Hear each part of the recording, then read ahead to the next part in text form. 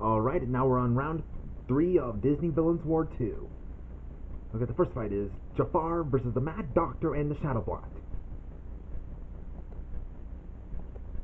So we see Jafar is still wandering around, exploring and discovering everything in the CGI universe. Then he stumbles across, and also enters Dark Beauty Castle, which... that is from Epic Mickey. I love that game just as much as I love Kingdom Hearts. So now we know that the Mad Doctor did survive, and he's in the CGI realm. Oh, that theme's called the Lord of the Castle. I'll leave the link down below. And one thing History Buff kind of point out is that, yeah, that thing looks terrifying. If you played Epic Mickey, yeah, it's really terrifying. Well, I can tell he never played the game. At first he thought the Shadow Blot, like the Phantom Blot in the Kingdom Hearts game, which I know he's never played them, and he only knows his brother plays. And when he saw it, this is from Epic Mickey. Okay, Epic Mickey is a game where Mickey Mouse was dragged into the wasteland from the Shadow Blot. It's where all things that were not used by Disney, the unfinished works by Disney, that were, scrapped, or that are forgotten by the public audiences. And the leader of the wasteland is Oswald the Lucky Rabbit, who was the one who came before Mickey Mouse. And oddly enough, Disney used to work for Universal Studios back in the day, but he lost the rights to Oswald because it is Universal's product, until Disney purchased the rights to Oswald back, and that's when the game Epic Mickey came. And the guy who made the game is Warren Spector, and I'm kind of sad we only got 3 Epic Mickey so far. One is for the handheld game. And actually, the Shadow Ball was made by Mickey when he was messing with Yensid's project. He thought it was when he looked at the project of the Wasteland, he probably thought this was one of those ideas for Disney theme parks, which I can kind of see the mistakes. Actually, History Buff 5341 kind of thinks that the Shadow Bot could have been the Chernobog of the CGI realm. Okay, anyone who would agree with that, just let me know if you guys think the Shadow Blot could be the Chernobog of the CGI realm. Like the big bad. Because I'm just thinking it'd be interesting. I kind of like how you were using both. That Mr. Dark is using both the fake Shadow Blot and the real Shadow Blot as the same being. Wait, no, don't point at me! Whoa!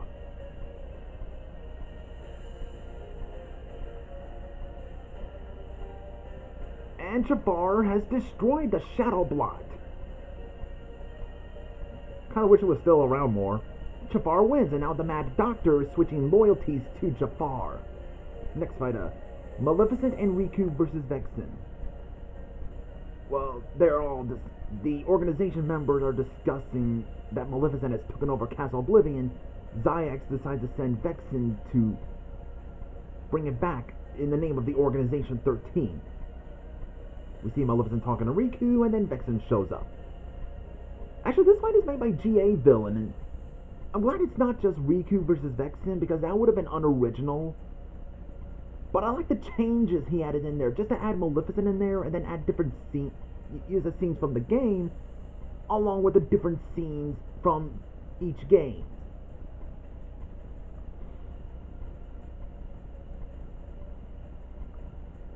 Like, for example, is that just someone thought of making a fight of Freddy versus Jason in the game?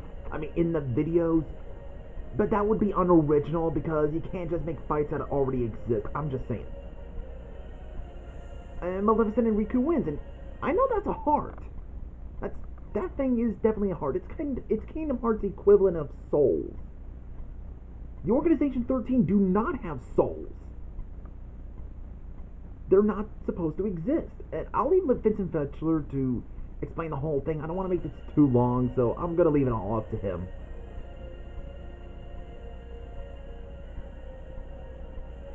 The next fight is Hades' monsters versus the forces of Frollo. At least I think that's the title, unless I got it wrong.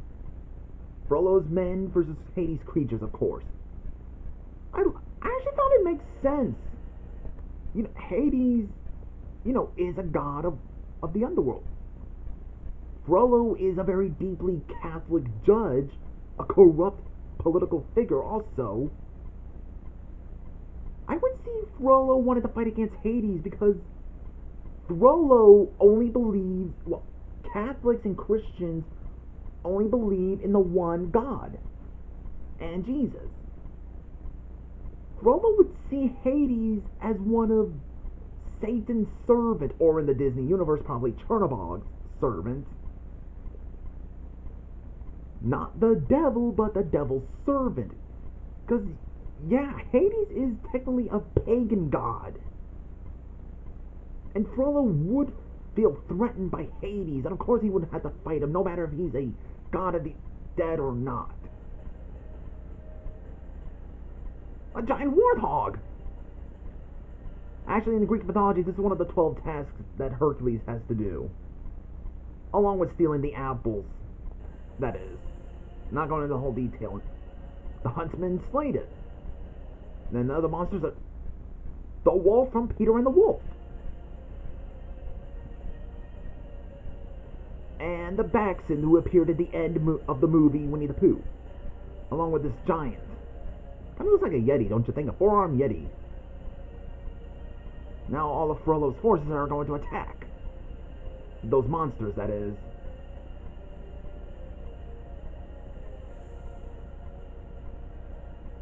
Ooh.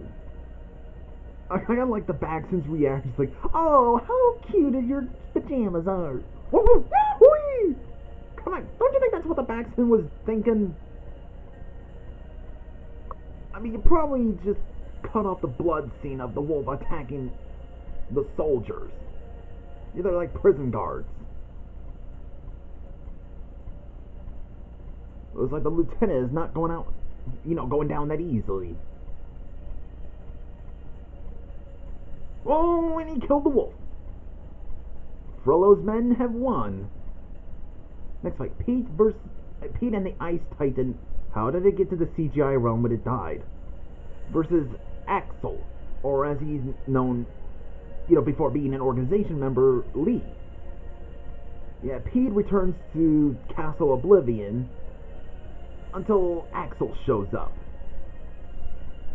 Man, this is like my dream come true. That's my fantasy of how Disney villains war. I would have wished that I think could have been like this. Maleficent and her forces versus the organization. 13. I'm just saying, it's kind of fun to see that. I am a big Kingdom Hearts fan. It was like, hey, Pete has summoned the Ice Titan. Oh, Axel's gonna melt him with fire.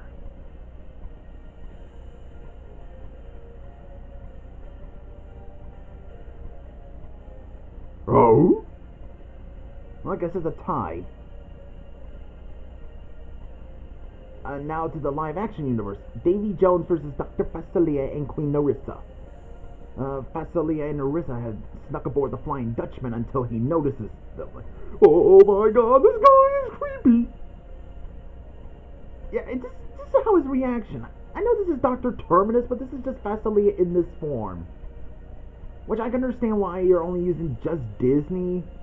Which I can understand why. I guess there's other people who are probably like Dr. Facilier, just aren't Disney. I can understand why.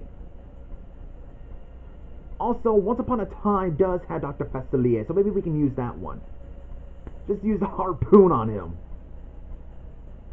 It's the same weapon that you can use to hunt whales. I like his reaction, like, yikes! Oh.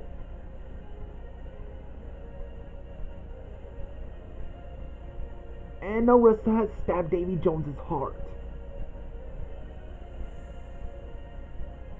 Well, another popular Disney villain dead. What else is new? Next fight, Captain Hook and Shen Yu versus Demix. And unless this is, oh, Lexius. Somehow I got the name mixed up. He's basically his Earth elements or something like that.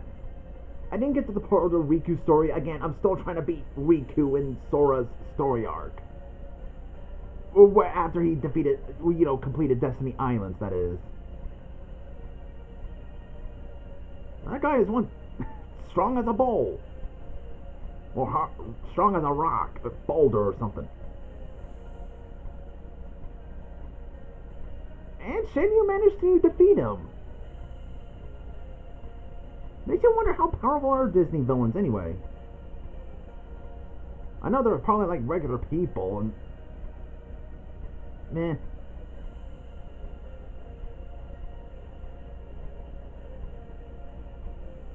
Next fight. Cutler Beckett versus Blackbeard. Blackbeard decides to cut ties with Cutler Beckett. I guess he's done with him and he wants to continue searching for the Fountain of Youth. But Cutler Beckett is not pleased with this, and now there's a battle between these two. Let me guess. One of them's gonna die despite how popular they are, huh?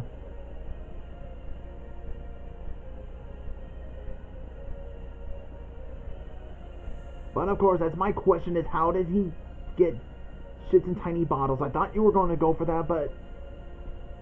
So it turns out, hold on. He's using the Queen Anne's Revenge, that is his ship, both in the movie and history. Sends out the flames to burn Cutler Beckett and his ship alive. Yep. Blow it all to smithereens with just one blow. Again! Or second blow. And Blackbeard wins. And then, now for the epilogue. I think this is called Pusher from Transformers 3. I think it's what's been used in some epilogue themes. So we see Maleficent and all of her forces are still alive. Well, yeah, I mean, they probably have the skills or something. So she decides to summon more reinforcements. Ursula, Clayton, and Scar. Huh. More help. Then we see Dr. Fessily and Nerissa are just upset that there's no magical item on the Flying Dutchman until Hoagie shows up. Hoagie, the scared sidekick, who brought him the spellbook he stole from Maxim Horvath from the Sorcerer's Apprentice. Kind of interesting you're using this as a spellbook, dude. And it might be the answer to him getting his powers back. His strength back. Oh, hold on. We were so close at defeating Frollo. Then we see Mirage, who returned from the first war, in one round that is, from round 9, wants to forge an alliance with Hades, to which he accepts. Then we see Xemnas hearing all this from Zigbar, that Maleficent has brought in more help. And Xemnas says that they need to put a stop to Maleficent. Then we see the Master Control program planning on taking over the multiverse. So he, along with Zarg, transport themselves into the live-action universe. And turns out the grid has already been taken over by Clue from Tron Uprising.